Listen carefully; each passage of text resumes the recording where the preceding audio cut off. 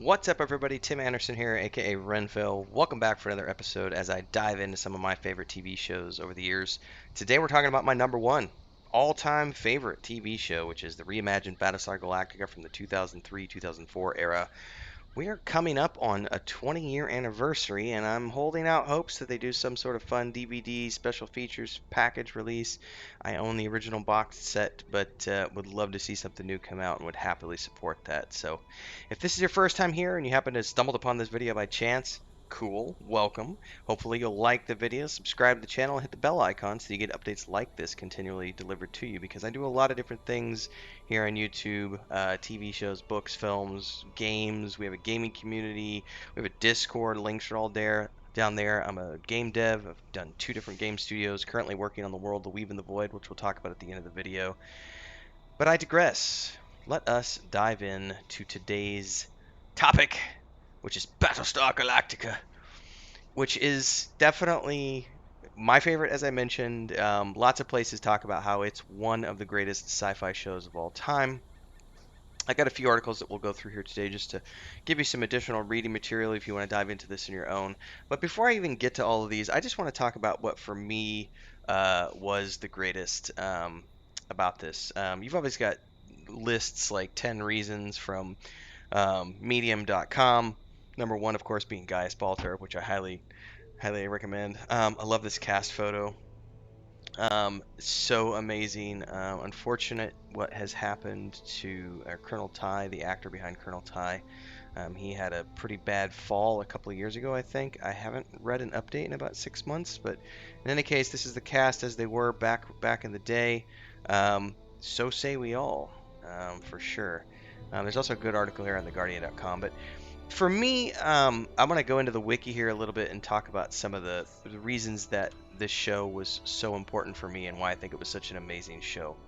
First and foremost is the fact that the writing and the directing and the acting were all just top notch on all sides.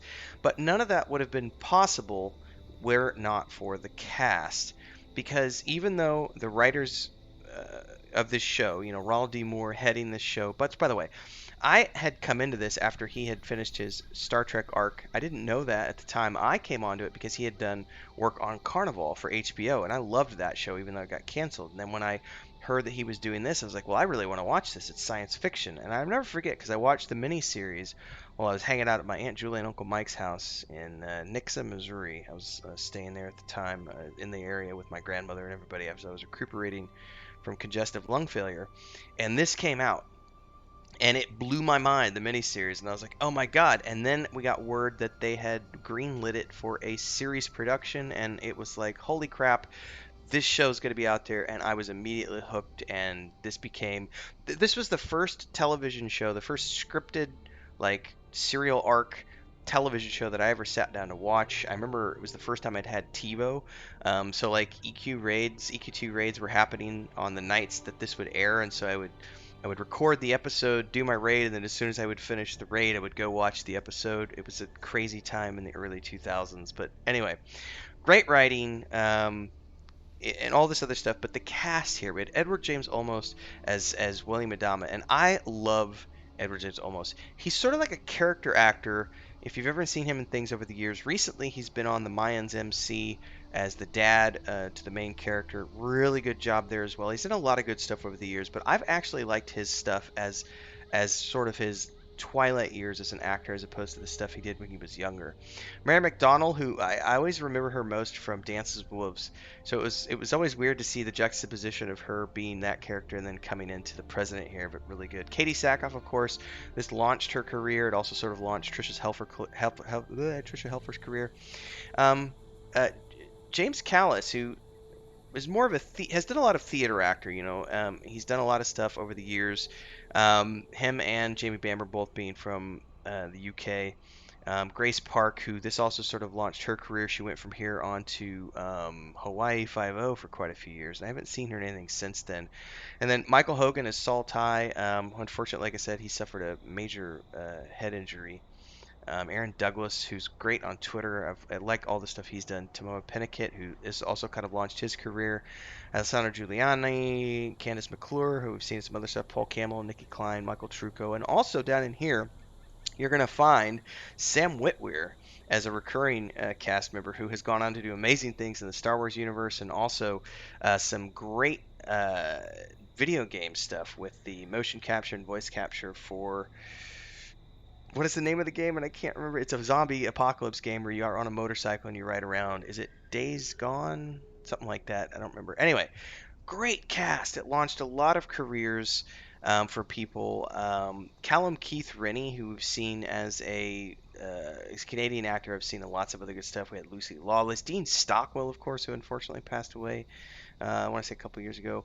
The cast for this show, on top of the writing, all of this brought it together. But I digress. What made this show so good for me? Um, this is definitely one of the things I want to pull from the Medium article. Gaius Baltar's arc. We talked about this in a live stream when I was playing with our gaming community a couple weeks back. One of the reasons I love long form TV so much more than the episodic formats that we used to get leading up to Battlestar Galactica. And again, remember, Babylon 5 did it well before this, but I feel like this is sort of the peak of serial storytelling. And when you have so much time in a series to dedicate to having characters have their arc played out, you get the opportunity to see these characters in a way that you would never get in a feature film. And that's one of the reasons why I think Gaius's arc is so amazing, because you see him go from being this sort of arrogant asshole who unwittingly sort of wipes out his own planet, and then living with the guilt of that and how that assails him on a daily basis and sort of moves him through the various stages of his arcs throughout the show, where he goes from being this, guilt-ridden individual to being like a terrorist, to being a, political figure, to being like a messiah figure, to then coming back around in sort of like the end of it being, this has all happened before, this has all happened again, where he's in the modern era. Really cool stuff there. The other part here that I like is the realistic portrayal of characters. This is one of the shows, one of the first shows that I can ever remember having such realistic portrayals of characters. They talk here about Lee Adama's character, sort of, they've gone through, they've battled the Cylons, they've gotten to the place where they're no longer constantly being pursued and constantly fighting, and he just goes complacent and he gains a ton of weight and he's not happy in his marriage or in his life, and he's just like, and he just lets himself go. That's everybody. Like, I agree with this article on that point. Like, it's a great portrayal of everyone, but also just if you remember the I can't remember her name or character. She was married to the chief. Her character, especially if you watch the web series that was happening during the writer's strike when they couldn't write episodes, but they're still doing the web series that was all about the refugee camp when they were under the Cylon rule. And the chief's wife's character, which can't remember the name of her character, was really well done. Can I come across it really quick? Callie, that might have been? Yeah, Callie's character. Nikki Klein as Callie, the wife of Chief. Her character arc was so powerful, especially during the web series. She really had a chance to shine as an actress. Going beyond there, faith versus science. There was a whole, especially during the early seasons when they were trying to find their way to Earth, and they were dealing with the mythology aspect and needing to have faith. But then it turns back around and we have the Cylons, and they have faith and belief and all this crazy stuff going on. I definitely have drawn from this for inspiration for what I'm doing with the Weave in the Void, with the Church of the Elder Ways, and sort of the quantum mechanics blending with the fantasy element of elemental magic and elves and dwarves and everything else. It's incredible. The love story is not so great. But let's talk about the soundtrack, because not only did Battlestar Galactica launch the career of several of my favorite actors, but also Bear McCreary, who has since gone on to do the score for like every one of the major fantasy science fiction zombie shows that I love, and a ton of video games.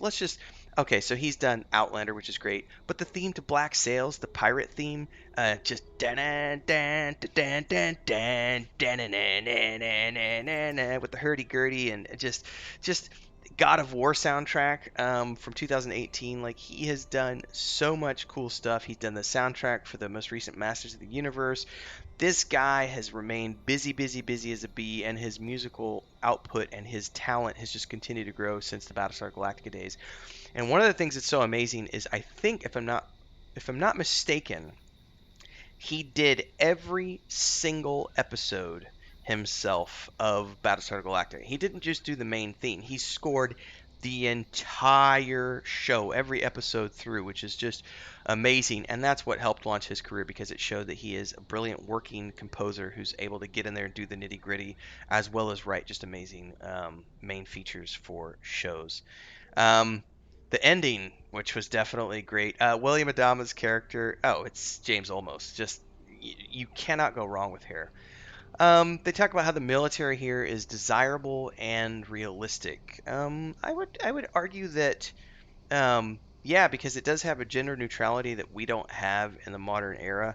But also it's a realistic because we have some clashes going on between the military needing to do what's best to help humanity survive, and then with the political. I remember the episodes, the story arc when they go into the lockdown and they have the curfew going into effect and the military takes over. I believe that's Colonel Ty when Adama is, I think it's after he gets shot, I think. There's some really crucial moments that are happening there with the storyline, and I think it shows a really realistic portrayal of what would happen in a scenario like that. But especially in a case by case basis where the people are surviving and constantly losing. I think one of the most humane elements of the show is when in the first season, they're living on that 33-minute timer, but we've got the whiteboard up there, and they've got it's such a small number of humanity. Such a small number of humans have survived that are living on the ships, and every time they lose even one person, it's a momentous thing, and they have to mark that tally off. And it's such a momentous occasion when the first baby is born and that number actually goes up for the first time. It's elements like that that bring humanity to this show, and uh, all of these reasons are great reasons to love Battlestar Galactica. I also think that it it it provided a show at a time when there weren't a lot of other shows that were doing serial arcs like this. It was still a lot of episodic television, and we had already seen some stuff with like Lost and did Lost come before or did it come after? I might have to go look into that. But we had seen stuff with like Babylon 5 and Deep Space Nine and everything. But I feel that this, when we got into like the TiVo generation, this is before streaming, but this is kind of when that was happening, and we were starting to get these episodic shows that had been going away, and the new wave of the future was these serial arcs. Shows were still quite a bit longer during this era. I think they were like 18. Let me go look real quick. How many episodes per?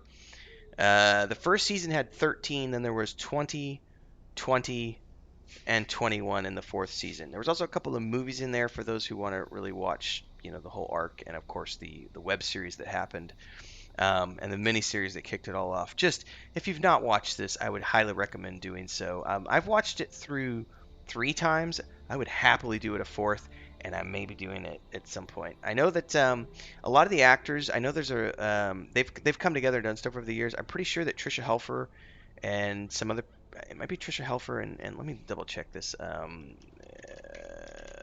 Dun, dun, dun, dun, dun, podcast. I'm pretty sure some of them have a recent. Yeah, it's called the Battlestar Galacticast.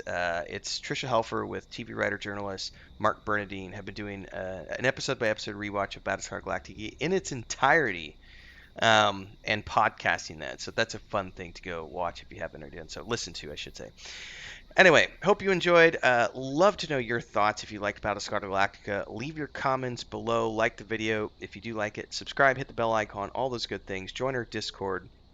And if you would like to support the channel, there's a couple of ways to do so. You could join as a member, or if you would like to support and get in on what we're building with the world of the Weave and the Void, my brother, my wife, and I have Patreon, patreon.com/The Wandering Hermits, who are the three of us. We're also working with Nathan Napalm, doing character art for us, and we have a 5th edition tabletop setting, which is That World Behind Us, with the books coming out in June of 2022. And of course, we also have a point-and-click game, kind of like the old King's Quest games, coming out later this year and later in 2022. And there is a book series like Dragonlance being published, with chapters being published twice a month. You can check all that stuff out over at the Patreon page and get lots of cool perks beside.